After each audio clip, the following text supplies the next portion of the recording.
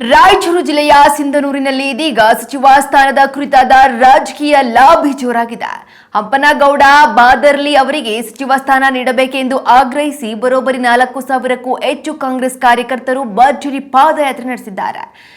APMC Ganesh ದೇವಸ್ಥಾನದಿಂದ ಆರಂಭವಾದ ಈ ಯಾತ್ರೆ ಸೋಮಲಾಪುರದ ಸಿದ್ಧ ಪರ್ವತ ಅಂಬಾದೇವಿ ಮಠದವರೆಗೆ ಸಾಗಿದೆ. ಈ ವೇಳೆ ರಥದ ಮುಂದೆ 1,100 ತೆಂಗಿನಕಾಯಿಗಳನ್ನ ಹೊಡೆದು ವಿಶೇಷ ಪ್ರಾರ್ಥನೆ ಸಲ್ಲಿಸುವ ಮೂಲಕ ಕಾರ್ಯಕರ್ತರು ತಮ್ಮ ನಿಷ್ಠೆಯನ್ನ ಪ್ರದರ್ಶಿಸಿದ್ದಾರೆ.